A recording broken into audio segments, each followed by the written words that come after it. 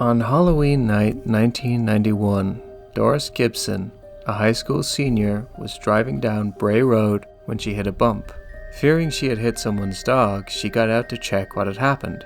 She saw something on the road behind her. She was unsure what it was, but it looked big. Then, she could hear its feet pounding against the asphalt as it started running towards her. She rushed back into her car and started to drive away, but not before the creature lunged at her car, leaving claw marks on her trunk.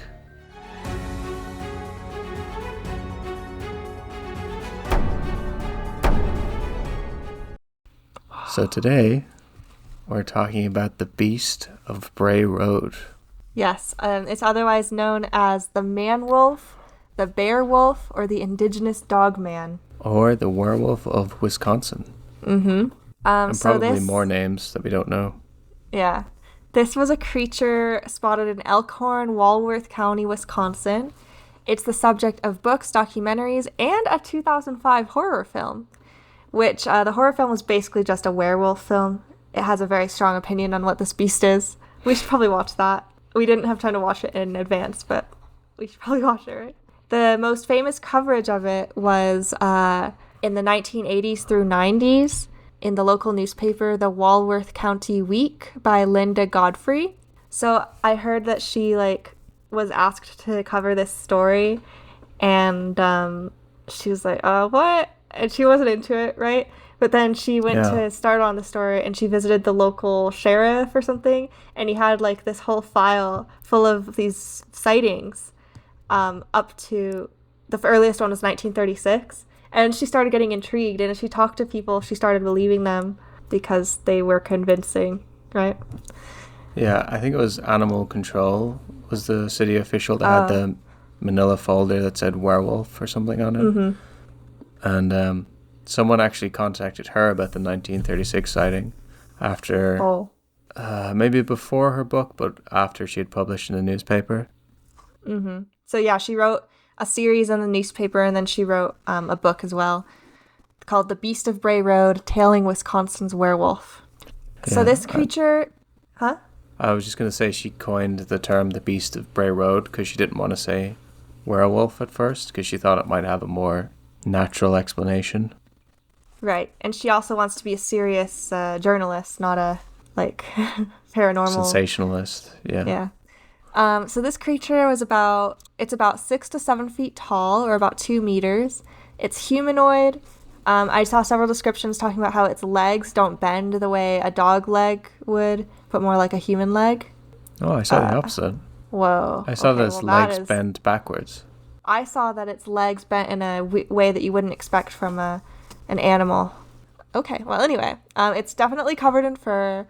It has a wolf-like head, perhaps, and it has glowing red or orange eyes. Sometimes it's a quadruped, sometimes it's a biped, right? Mm-hmm. What do you think about this? Pretty intriguing. I like the setting. Bray Road apparently is only 4 miles long, and it's right in the countryside, and it hasn't changed in generations. All the farmers that own property around there have been living there for generations and generations. It's pretty creepy, and it goes into some wild directions. That story that we heard a podcast on, was that this animal, or was that something else? The thing about the Dogman? You'd remember, and that was Linda Godfrey who was being interviewed. Really? Oh, I didn't know that. Yeah, we listened to a podcast about this a long time ago. And so the dog that was running through the cornfields along with the car, or the person on the bike or whatever it was, that was this? It was either this or just a dogman in general. I don't know if it was in Bray Road. What do we have to say about this? I guess we can start with talking about the different sightings. So the first known sighting was in 1936 at a school in rural Jefferson. Mark Shackleman, the night watchman, saw a hunched shadow on all fours digging into an old Native American burial mound.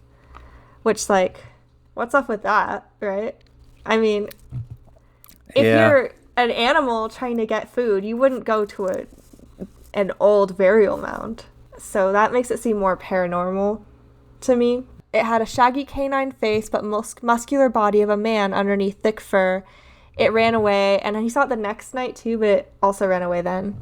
Apparently an exorcism had taken place a few years before, It's such a vague statement. Like, I don't know what that means. Oh, I guess they think it was a demon, right? Yeah, there's a documentary about it by Small Town Monsters. Linda Godfrey is in it, and a good section of the documentary is about like the occult and Satanism and how like people think it could be a demon.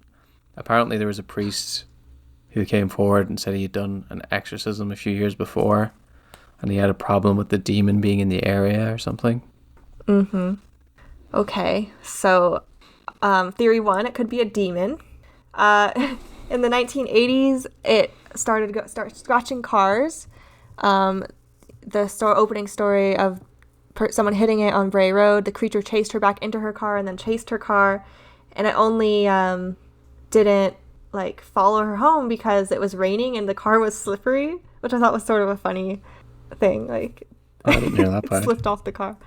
Oh wait, no, sorry, that was a different one. That was when it scratched the car. In the 90s, there was a girl driving her car. It left onto her trunk and slipped off because of the rain. Oh, okay. It's also been spotted running on all fours after a deer through cornfields. And there have been some animal mutilations. In 2017, a retired school teacher bought some farmland. He left roadkill and holes around his property. Was that like to bait it or was that just for fun? That was to bait it, yeah, sorry. Okay. And he found the animals taken out with their entrails removed. He didn't see anything on his trail cams. It's also been seen in 2018 and 2020. And here's an interesting thing. Apparently, people have seen multiples at a time.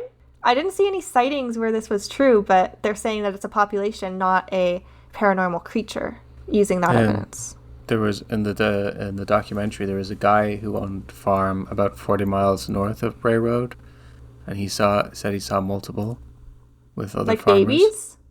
Little babas? No, I think they were all adults. Oh. Or all fully grown, I don't know. There's also a 3-toed print found by a marsh around 2020. Don't really have much to say about that. The teacher from the 2017 sighting said he had a print as well.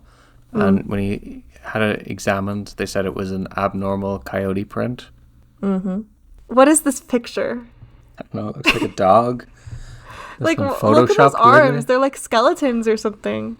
Yeah. It doesn't even look that tall. It looks like a person. No, wait. The legs, though, look like a dog. It looks like a dog that's been trained to wear this weird thing on its head that looks like a wolf head. And for some reason, and then they've put these like skeleton arms on the top. I don't know. It's very confusing. It could be Photoshop, I suppose.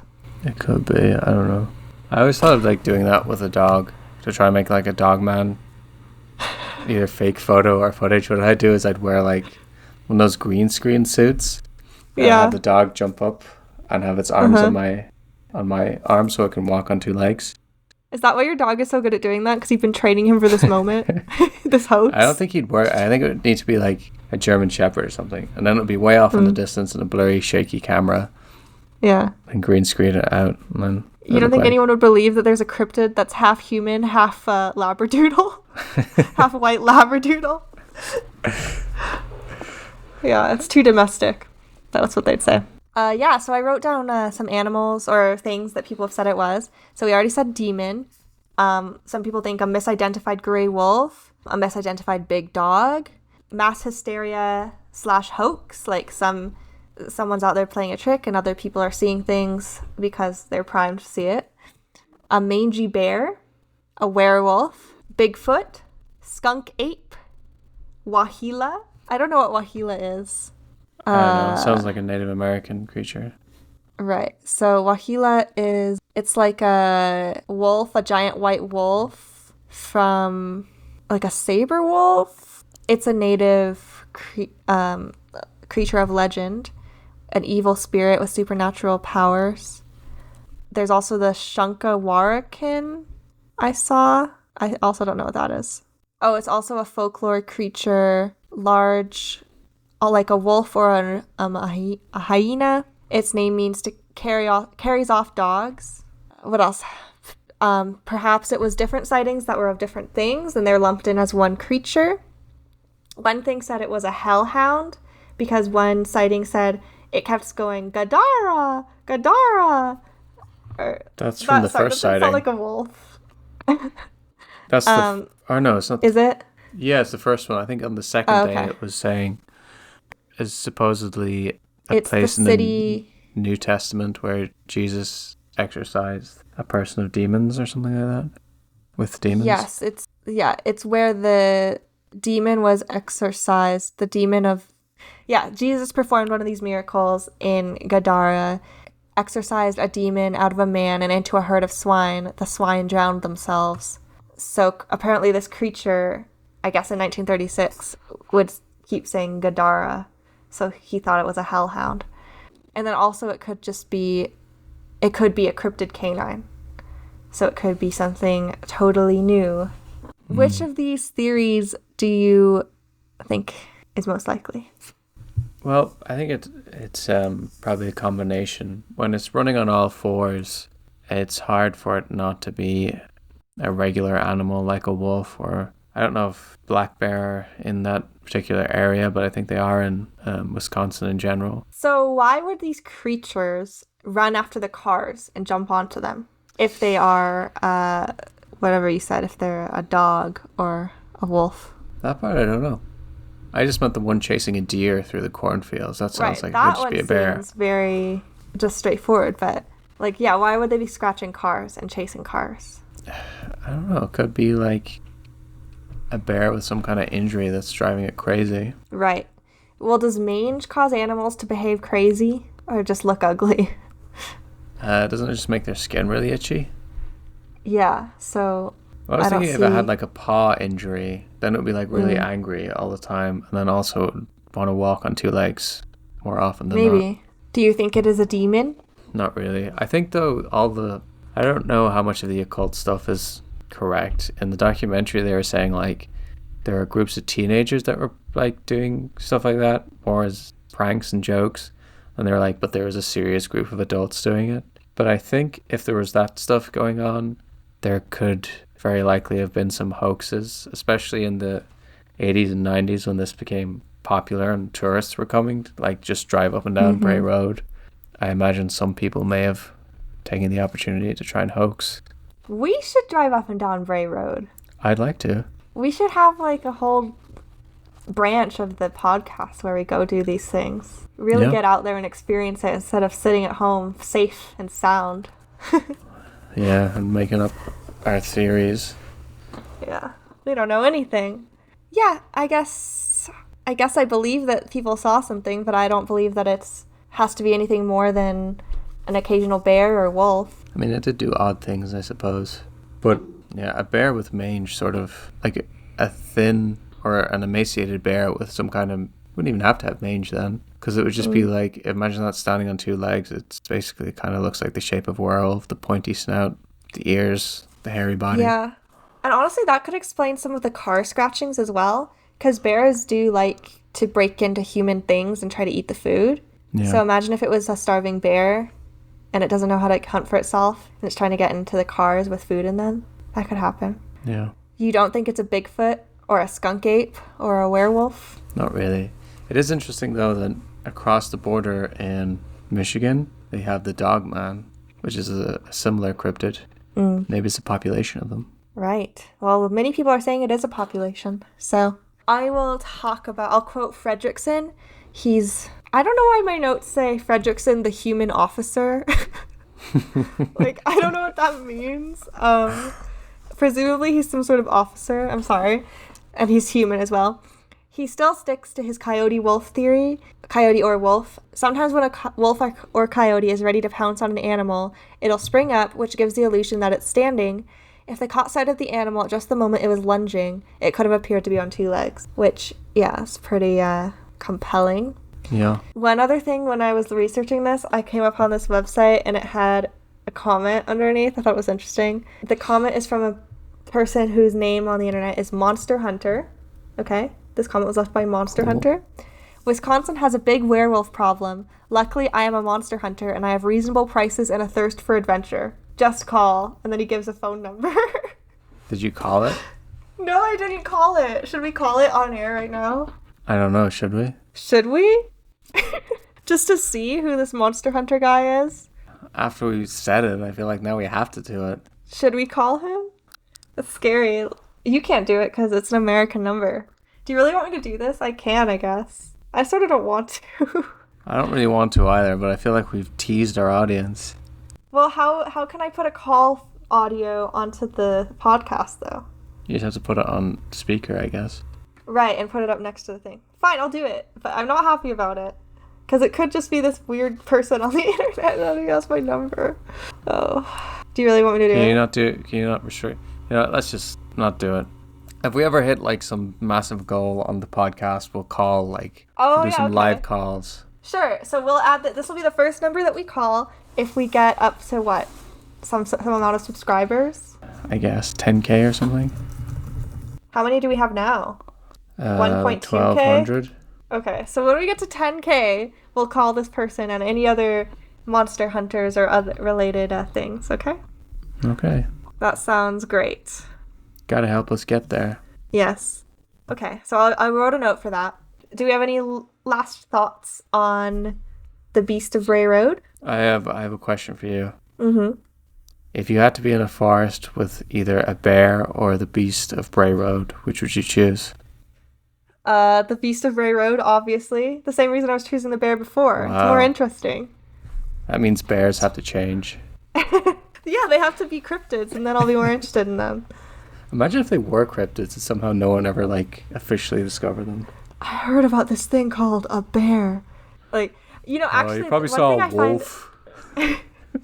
One thing I find interesting about bears is that they're a really good example of the taboo part of linguistics, which is that when something is really, really scary or bad, languages don't use that word, so they avoid it.